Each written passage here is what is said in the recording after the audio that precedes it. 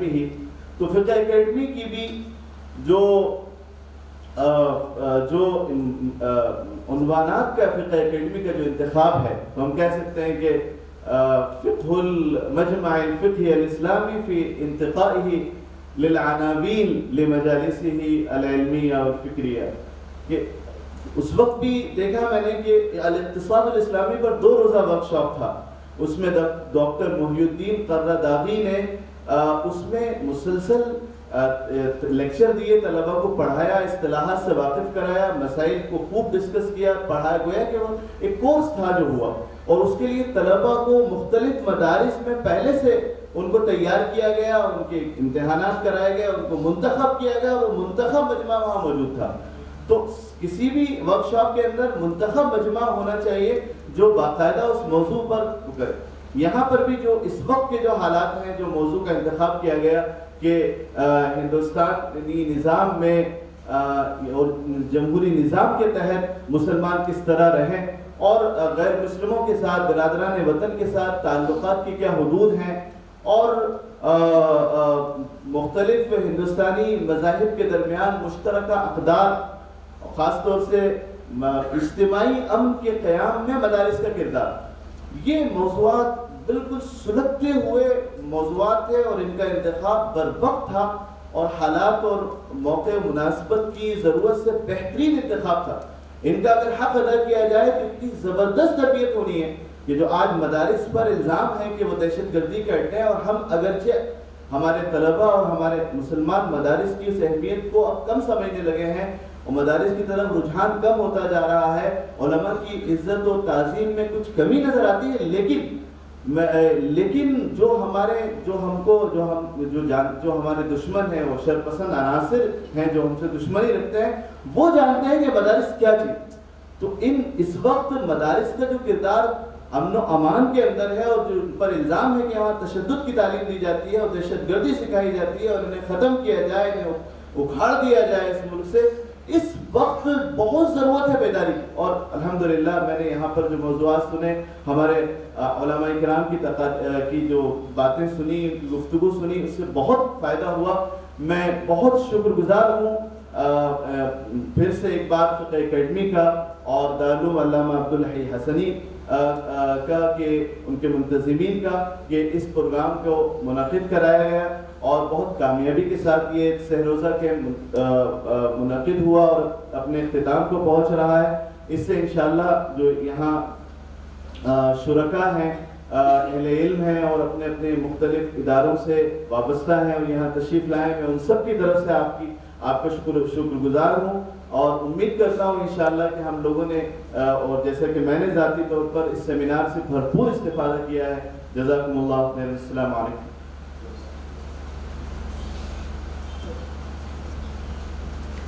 جزاکم اللہ خیر۔ اب بیرون بھوپال سے تشریف لائے ہمارے کرم فرما حضرت مولانا محمد سلیم صاحب ندوی، ناظم دارالعلوم ابوالحسن برہان پور، تشریف لائیں اور اپنے خیالات کا، اپنے تاثرات کا صرف 5 منٹ کے اندر جو ہے وہ اظہار فرمائیں۔ حضرت مولانا سلیم صاحب ندوی، برہان پور۔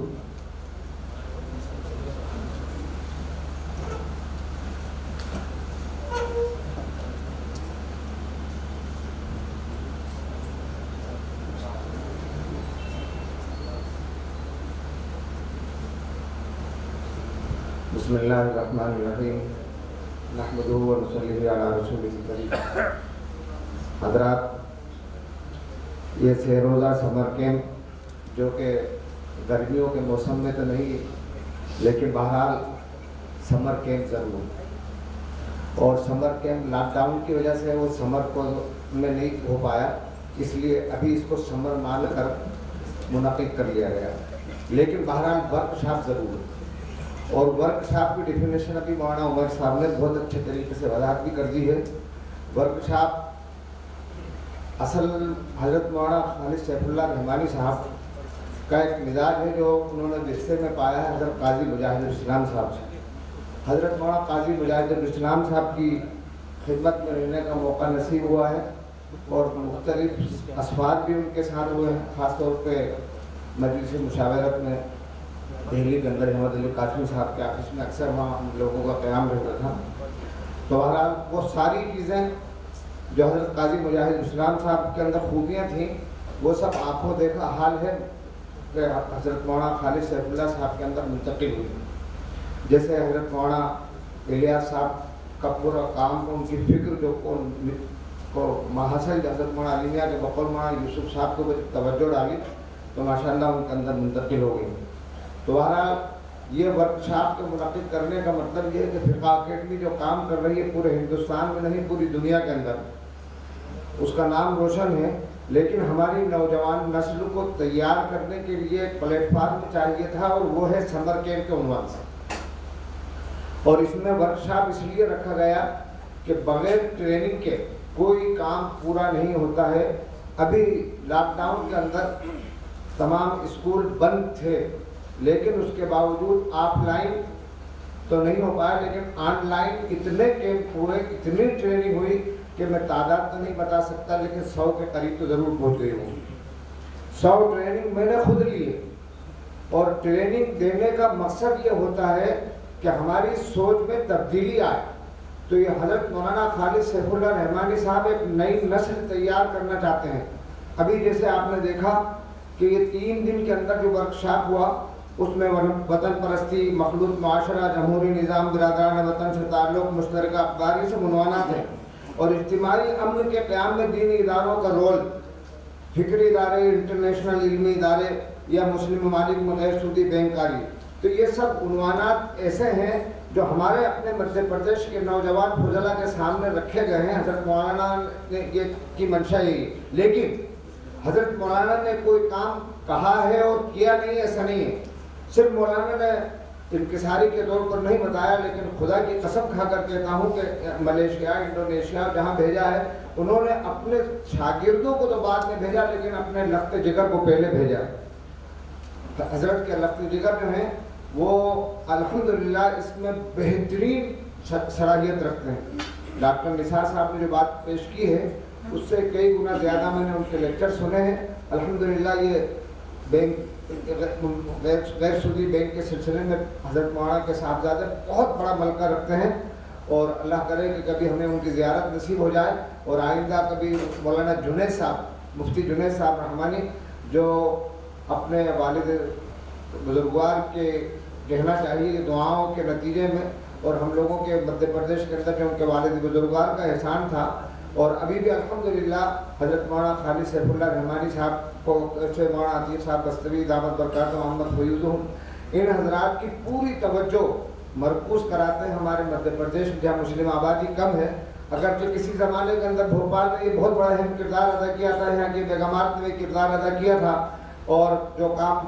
اس وقت نہیں کر پائے تھے حضرت مولانا عمران خان صاحب نے تعلیم مساعد بنا کر اور بیگمات نے علامہ سید سلیمان ندوی وغیرہ وغیرہ سارے اکابرین کو بلا کر جمع کر کے جو بھی کام کیا تھا علامہ اقبال نے اپنی شاعری کی وہ ساری ہماری نظر میں ہے. لیکن ابھی حضرت مولانا مفتی جنید صاحب ہمارے مدھیہ پردیش کو کی طرف جو توجہ دے رہے ہیں، دلا رہے ہیں، وہ چاہتے ہیں کہ نسل تیار ہو. اور یہ جو حضرت مولانا خالد سیف اللہ رحمانی صاحب ہمارے لیے اتنی بڑی قیمتی چیز ہے کہ میں بتا نہیں سکتا. لیکن ہاں یہ ورکشاپ ہمارے لیے ریڑھ کی ہڈی کی حیثیت رکھتا ہے اور یہ ریڑھ کی ہڈی اس حیثیت سے کہ ہمارے یہاں جب شکشا وبھاگ جو ہے ایجوکیشن ڈپارٹمنٹ اس کے اندر ہر موقع پر ہر لائن سے ٹریننگ دی جاتی ہے اور اس ٹریننگ کا ہم نے فائدہ بہت زیادہ محسوس کیا. تو ہمارے مدارس کے اندر بھی ورکشاپ اور ٹریننگ کا مزاج بننا چاہیے. باقاعدہ ہماری اصلاح ہوتی رہنا چاہیے اور یہ اصلاح انشاءاللہ ہمارے مستقبل کو روشن و تابناک کرے گی. عناوین جو رکھے گئے تھے یہ ورکشاپ کے اندر یہ گویا کہ اس بات کی علامت ہے کہ اس طرح کے عناوین پر ہمارے مدارس کے فضلاء کو زور دینا آج کے وقت کی ضرورت ہے. اگر ہم نے یہ کام نہیں کیا تو ہم انداللہ گرفت ہوگی اور ہم اللہ کے ہم مجرم ٹھہرانے جائیں گے اور یہ کبھی نہیں احساس کمتری کا شکار ہونا چاہیے. ہمارے استاد محترم ڈاکٹر حمید اللہ صاحب نے جیسے آ کے باقاعدہ سند دی کہ مدارس کے فضلاء بھی، علامہ عبدالحی حسنی کے منتظمین بھی اتنے اچھے طریقے سے ورکشاپ کر سکتے ہیں، صرف یونیورسٹی یا کالج والے نہیں کرتے ہیں. اور یہ بات بالکل ذہن میں رکھنا چاہیے کہ جتنے باصلاحیت ہمارے اساتذہ ہیں اور فضلاء مدارس ہیں، قسم خدا کی کھا کر کے